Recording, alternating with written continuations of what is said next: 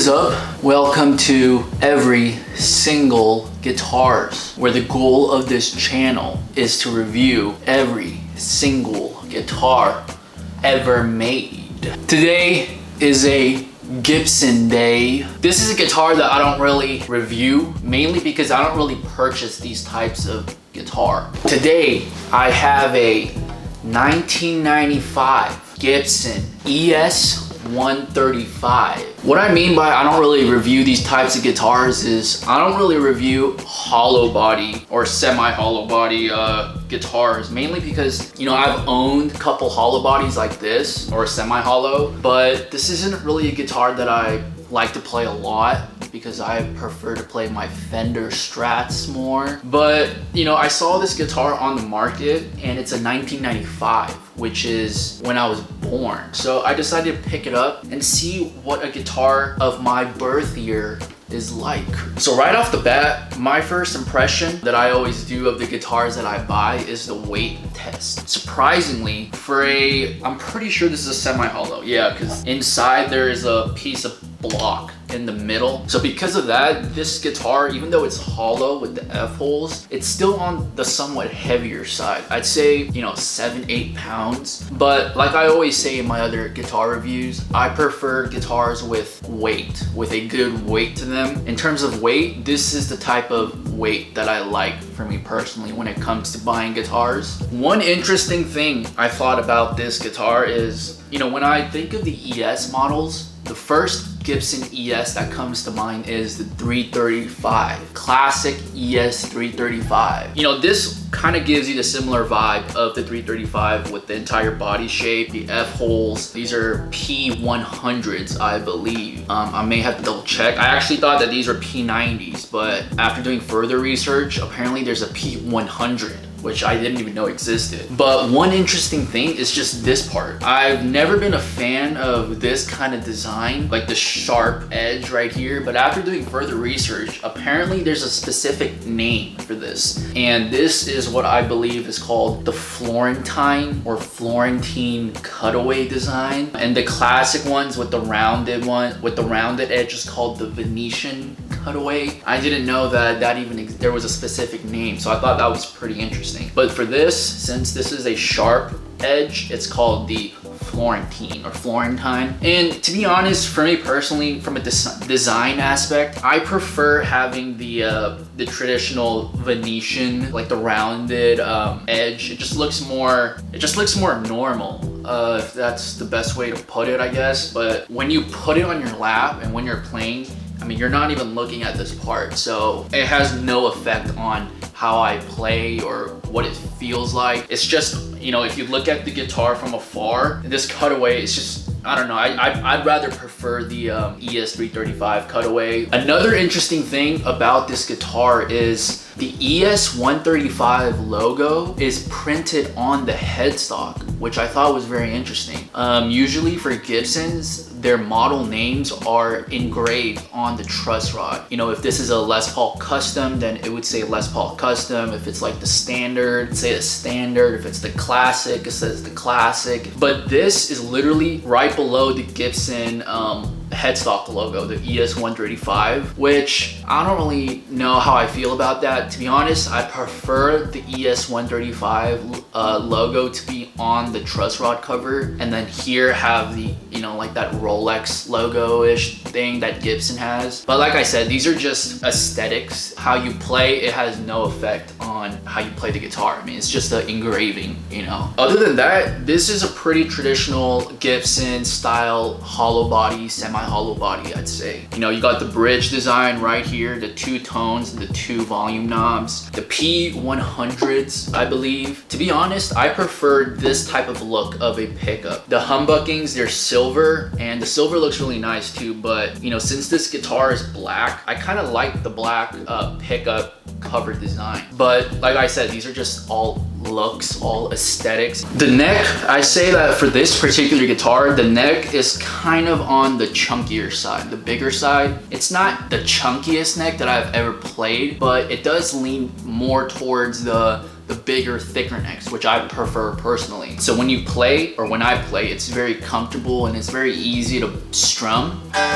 and it's easy to finger pick. Also, since this is a hollow body with the F holes, and even though that you're supposed to plug this into an amp, if you play this just acoustically with no plugins or no amps, it's actually pretty loud. If you play it with a pick, it's even louder.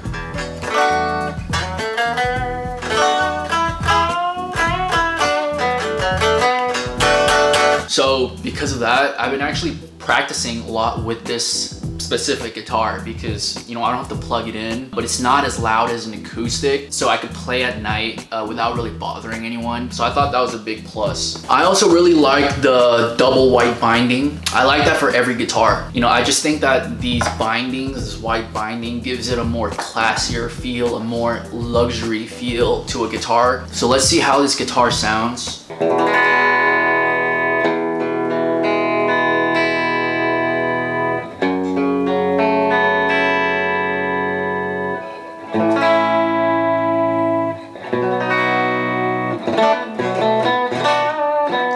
Pickups sound really nice.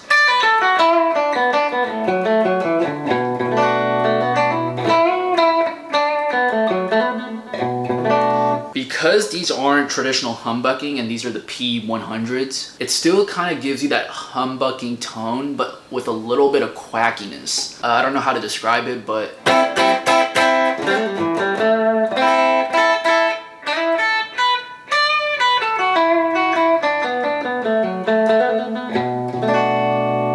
let's try the middle.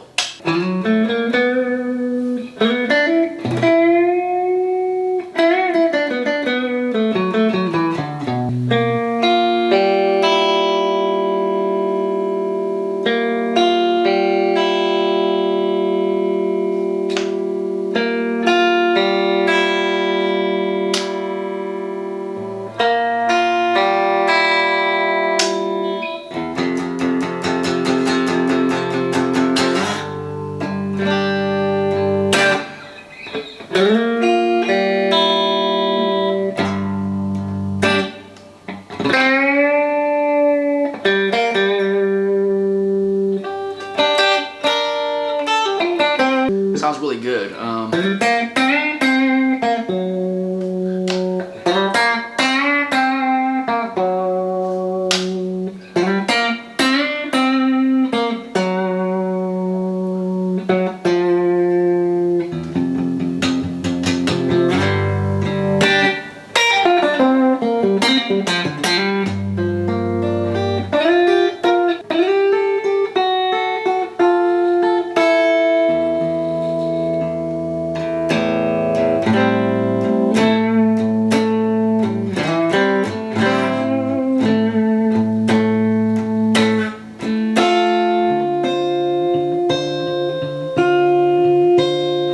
Because of this cutaway, I mean, I don't think it really makes a difference if it's the Venetian or the Florentine cutaway, but for this particular guitar, this cutaway makes it very easy to play on the upper register as well.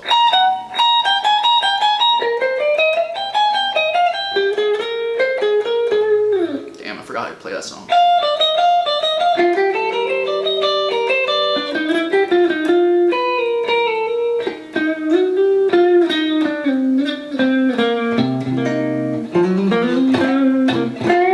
So overall, I'd say this is a very good sounding guitar. Even though it's a, you know, hollow body, semi-hollow with the F-hole and this sharp Florentine cutaway, just purely from a guitar standpoint, this guitar sounds very good. You know, from experience, I haven't played a lot of Gibsons, but I have played enough to know, you know, what is what. Dude, to be honest, I think out of all the Gibson years and models that I've played, the 90s has always been the most consistent and the best for the price. Obviously, if you go to the 60s, 70s, 80s, the Gibson guitars are really good, but at that era, the Gibson guitar prices are just very, very high to the point where it's sometimes not affordable to many, or or many times it's not affordable. But if you're looking for a quality Gibson or a quality Fender, the 90s has always been consistent in terms of tone quality and build quality. I haven't played this model, a newer model, but I have played like a 2018 ES-335. It was over like $3,500, and for that price I should see no flaws. But for that particular ES-335 I played, I just did not get the same quality feel